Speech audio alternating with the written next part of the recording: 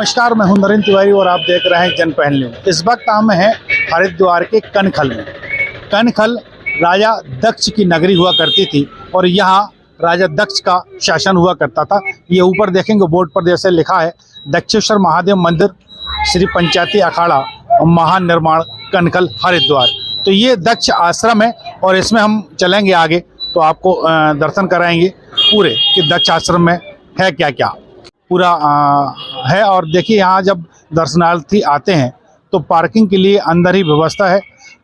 जो ई रिक्शे हैं या उनके जो निजी वाहन हैं वो पार्किंग में यहाँ अंदर खड़े हो सकते हैं। और इसके बाद अगर बात करें आगे की तो ये देखिए यहाँ से एक मंदिर आपको नज़र आ रहा होगा। मंदिर में जैसे ही प्रवेश करते हैं तो मुख्य दरवाजे पर ही भोलेनाथ की एक बड़ी प्रतिमा नज़र आती है और उनकी गोद में होती हैं सती मैया। ये भगवान का ये स्वरूप क्रोध रूप में यहाँ नजर आता है। गोदी में सती हैं क्योंकि काफ़ी दिनों तक सती को लेके भगवान इसी तरह फिरते रहे। जब सती शांत हो गई थी तो उसके बाद शिवजी को शांत करने के लिए भगवान विष्णु को आना पड़ा और सती के उन्होंने अपने सुदर्शन चक्र से 9 खंड किए थे। आगे मंदिर में और क्या है ये भी देखेंगे, बने रहिए हमारे साथ। पीछे मंदिर नज़र आ रहा होगा आपको, ये दक्ष मंदिर कहलाता है। और इसमें देखेंगे आगे जब जाएंगे तो प्रवेश द्वार आगे से है और ये दक्ष कुंड भी यहाँ बनाया हुआ है जो कि यहाँ से नज़र आता पूरा मंदिर का। और इसी की अगर बात करेंगे दूसरी तरफ ब्रह्मेश्वर महादेव जी का भी मंदिर यहाँ बना हुआ है।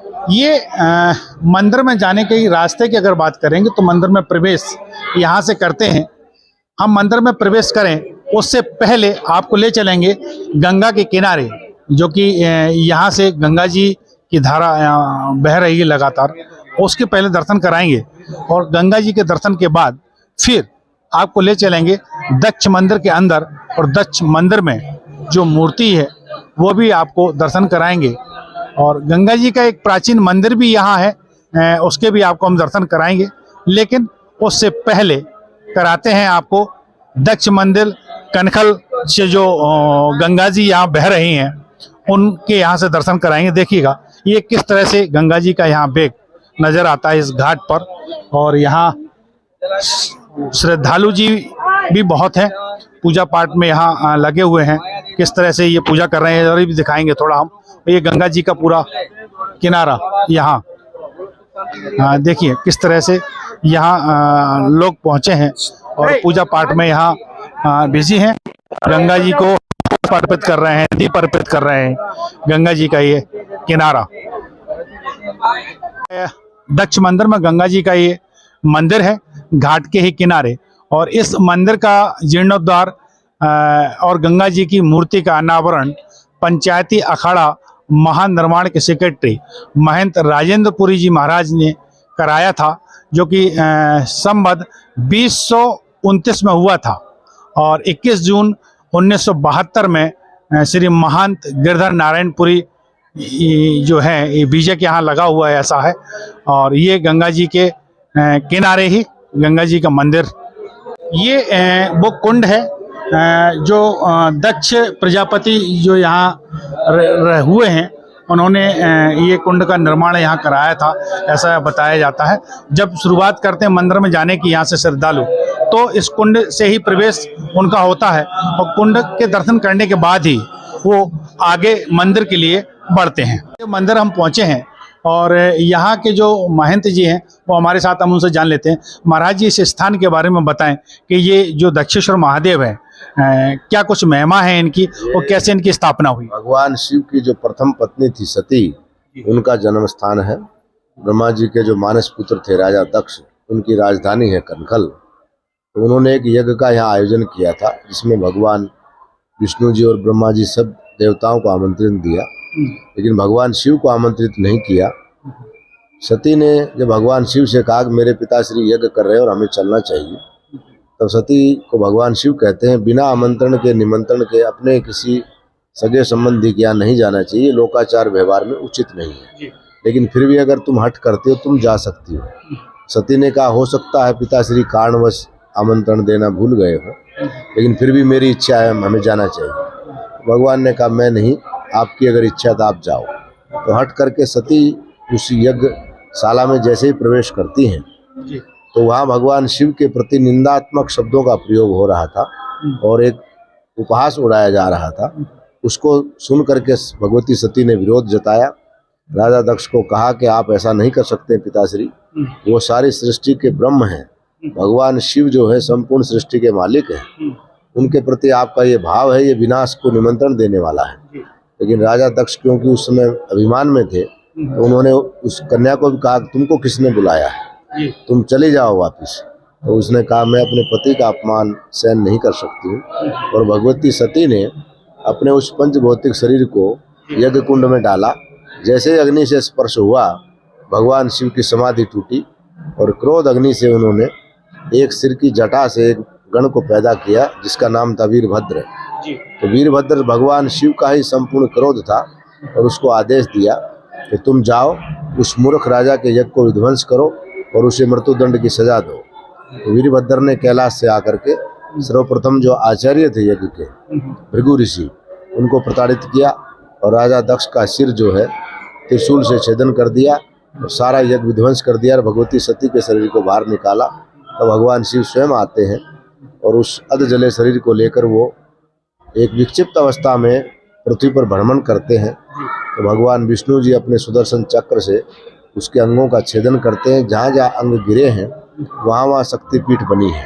तो भारत में यानी 52 सिद्धपीठ जिसको हम कहते हैं, उसमें वर्तमान में 48 सिद्धपीठ भारत में है, 2 श्रीलंका, एक श्रीलंका में है, 2 बांग्लादेश में है और एक पाकिस्तान में वर्तमान में।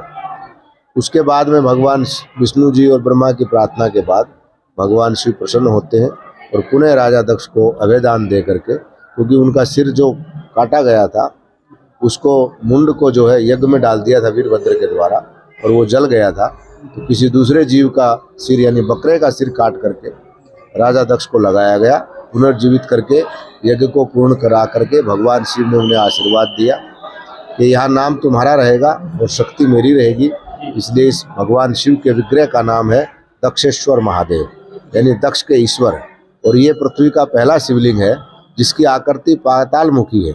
जैसे हमारे मनुष्य के शरीर का जो ढांचा है उसमें अगर हम गले को काट देते हैं तो पीछे का जो आकृति बचती है उसी आकृति का ये शिवलिंग है। ऐसा शिवलिंग ब्रह्मांड में कहीं नहीं है।